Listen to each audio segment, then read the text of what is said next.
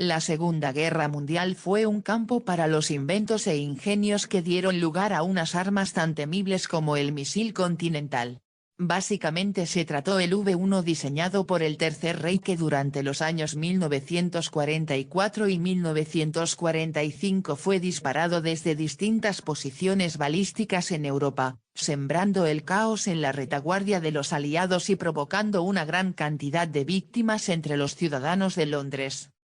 Los misiles fueron descubiertos por accidente en 1935 cuando el ingeniero alemán Paul Schmidt, que acababa de inventar los pulsorreactores como una forma sencilla y barata de volar, pensó que podía acoplar su diseño a un artefacto capaz de atravesar el cielo a velocidades tan elevadas que no significase una amenaza ante las posibles defensas antiaéreas desplegadas por una potencia enemiga. Aquella idea aportó la base para que el Dr. Fritz Goslau, por aquel entonces jefe de la compañía Argus Aeronáutica, elaborase en 1941 el primer plano de un misil consistente en una cámara tubular de ignición con la función de absorber aire que presurizada mediante una serie de rejillas que se abrían y cerraban según iban consumiendo fuel, generaba una expulsión de gases en la parte trasera del tubo a una presión tan potente con la que era capaz de alcanzar una vertiginosa rapidez. Evidentemente la Fuerza Aérea Alemana, Luftwaffe, quedó impresionada ante el invento y enseguida financió su adaptación al uso militar de manos de la compañía Fieseler pensando que de este modo la nación podría permitirse atacar las ciudades de Gran Bretaña sin pérdida alguna de pilotos, algo que sin duda compensaría el fracaso tras la derrota en la batalla de Inglaterra.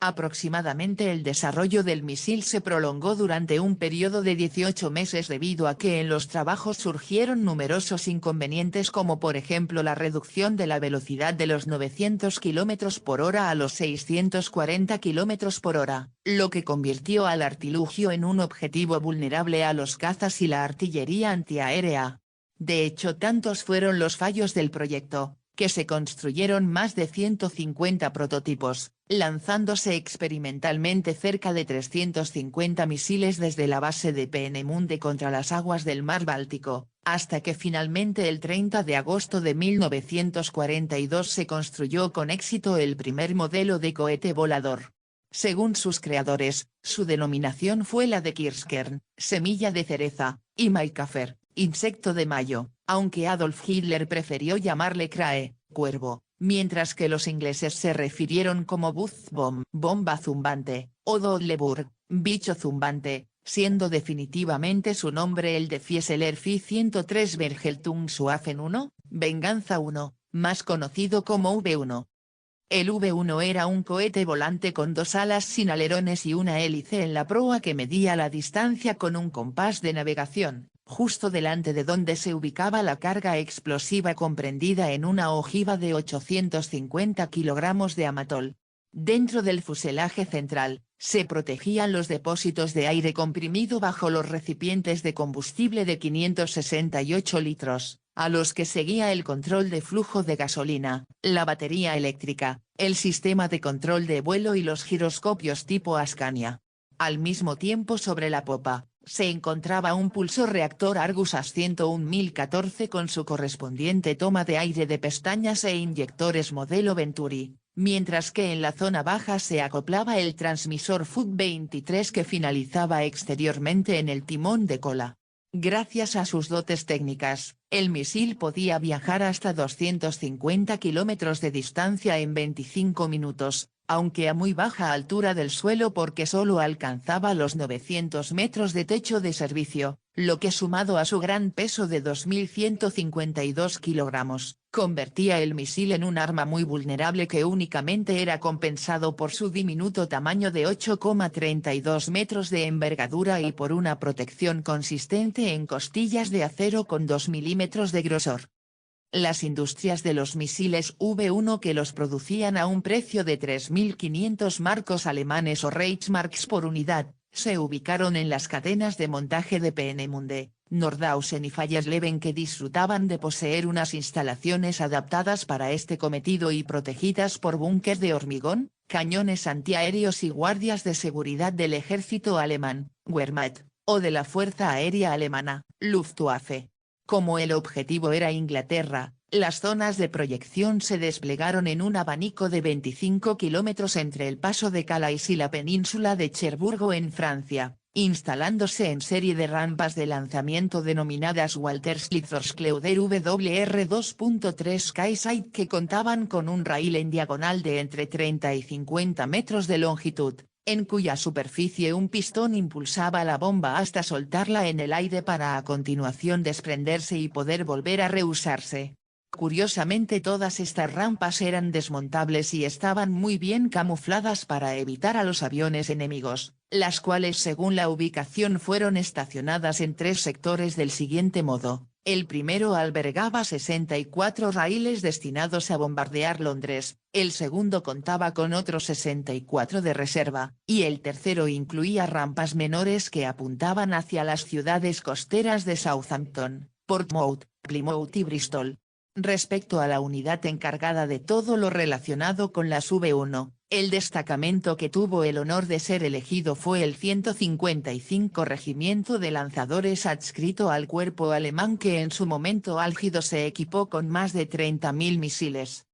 Cuando tuvo lugar el desembarco de Normandía el 6 de junio de 1944, Adolf Hitler ordenó que en un plazo menor a 10 días se llevase a cabo la primera represalia contra Inglaterra poniendo en marcha la Operación Rumpelkammer, cuarto trasero. Bastó algo menos de una semana porque la noche del 12 al 13 de junio de 1944, un total de 10 V1 fueron lanzadas desde rampas en Francia, hasta que tras haber viajado más 300 kilómetros de distancia en línea recta, comenzaron a caer sobre Londres. Supuestamente el primer misil que debía haber echado abajo el puente de la Torre de Londres Tower Bridge, se estrelló sobre un campo de Gravesend en Kent, a 4,18 kilómetros del objetivo, mientras que el segundo explosionó en Cuckfield y el tercero en Batmal, donde se produjeron las primeras 6 víctimas mortales y un puente ferroviario resultó destruido.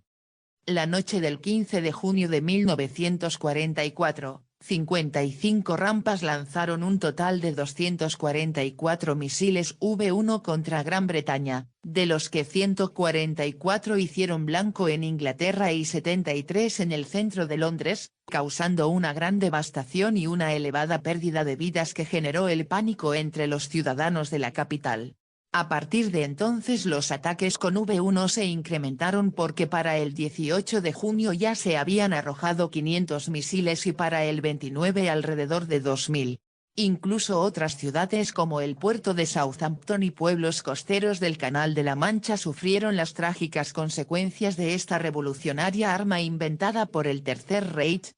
Curiosamente las V1 comenzaron a provocar una verdadera psicosis en el Reino Unido, muy posiblemente porque sus ataques a diferencia de los bombarderos convencionales, eran impredecibles debido a que cada vez que aparecía en el cielo uno de estos misiles, normalmente precedido de un zumbido, este apagaba el reactor para quedar todo en completo silencio mientras el artefacto caía en picado hasta explosionar contra un edificio que pulverizaba la infraestructura matando a todos los inquilinos en su interior. A veces tras el estallido el cohete liberaba papeles propagandísticos que instaban a la rendición de Inglaterra. Mediante este método, a comienzos de julio de 1944 los muertos en Gran Bretaña sumaban miles y 195.000 las viviendas destruidas en Londres. Por si fuera poco el día 9, aviones bimotores Heinkel 111 adscritos al tercera ala de bombarderos, desprendieron desde su panza a un total de 500 misiles V1 sobre Holanda que se activaron en pleno vuelo para estrellarse contra Londres desde nuevas direcciones, lo que facilitó que para el 22 más de 5.000 artefactos hubiesen sido lanzados contra la metrópoli, aproximadamente 110 diarios.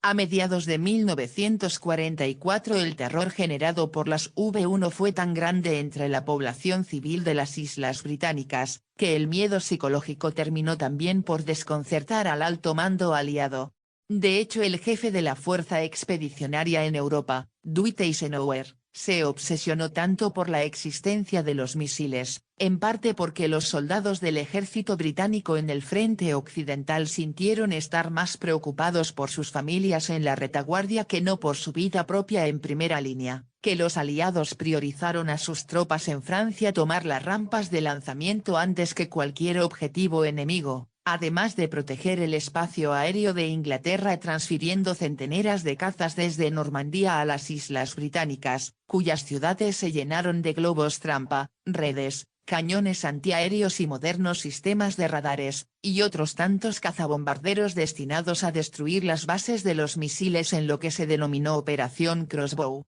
Aquel impacto moral, sumado a la eficaz propaganda alemana que los propios angloamericanos creyeron, hizo que el 17 de julio fuesen evacuados de Londres los primeros 170.000 niños, así como otras 530.000 adultos a finales de ese mes. Al cabo de unas semanas, en agosto de 1944, los refugiados que abandonaron la capital ascendieron a 275.000 y a finales de verano la situación había derivado en un auténtico éxodo humano con más de 1.450.000 personas las que dejaron Londres para esconderse en las zonas rurales de Inglaterra y Gales.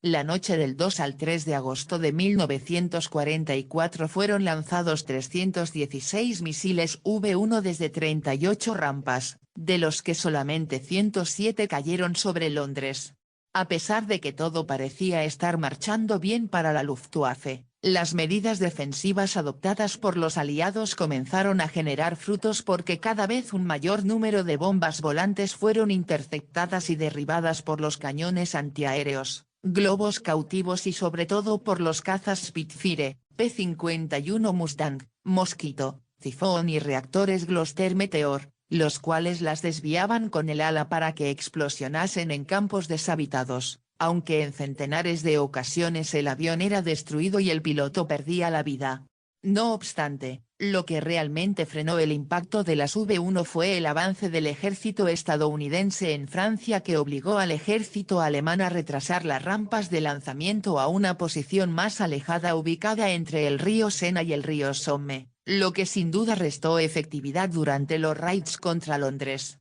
Precisamente el 2 de septiembre de 1944, se dispararían los últimos V1 desde el norte de Francia, antes de que todo el personal y misiles del 155 Regimiento de Lanzadores fuese enviado a Holanda.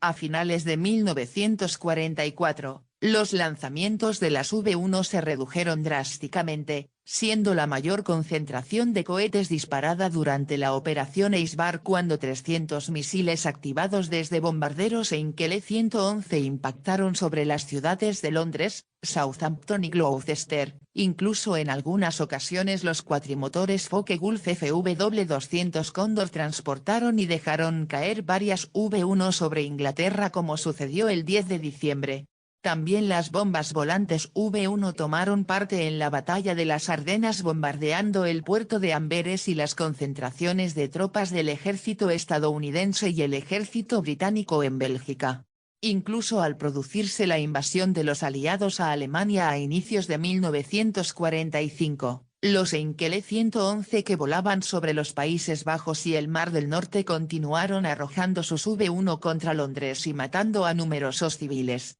Curiosamente, el último misil V1 lanzado durante la Segunda Guerra Mundial explosionó el 29 de marzo de 1945 en Dachworth, una ciudad ubicada en el condado de Hertfordshire. Terminada la Segunda Guerra Mundial en 1945, el historial de los 20.727 cohetes V1 que fueron disparados se resumió de la siguiente manera: de los 8.890 misiles que se lanzaron contra Gran Bretaña, entre los 7.488 que despegaron con normalidad y los 3.530 que alcanzaron sus objetivos, un total de 2.419 cayeron en Londres y 1.111 en otras ciudades de Inglaterra, mientras que de los 11.837 que fueron arrojados contra Bélgica, un total de 8.696 V1 cayeron en Amberes y 3.141 en Lieja. Respecto a las vidas que se perdieron bajo el poder de los V1, las víctimas mortales ascendieron a algo más de 7.000 personas, entre las que se contabilizaron 6.184 civiles y 805 pilotos anglo-norteamericanos intentando derribar las bombas volantes, sin contar los 17.981 heridos que elevaron las bajas a 22.892 afectados. A estas cifras hubo igualmente que añadir más de 1.127.000 viviendas destruidas y 351 aviones derribados durante los infructuosos intentos de abatir los misiles. Con el inicio de la Guerra Fría, el cohete V1 continuó disfrutando de una larga vida operativa después de que los aliados capturasen centenares de estos artefactos tras desmantelarse la industria bélica del Tercer Reich. Precisamente Estados Unidos rebautizó el V1 con el nombre de JB-2 Sloan, que utilizó como misil de crucero a bordo de submarinos oceánicos, mientras que la Unión Soviética y Francia emplearon a estas bombas volantes como munición contra blancos de prueba militares bajo la denominación respectiva de ZLI-10 y ZT-10. De hecho, en 1948, la primera V1 tuvo el honor de albergar una cabeza nuclear formando parte de la Fuerza Aérea estadounidense.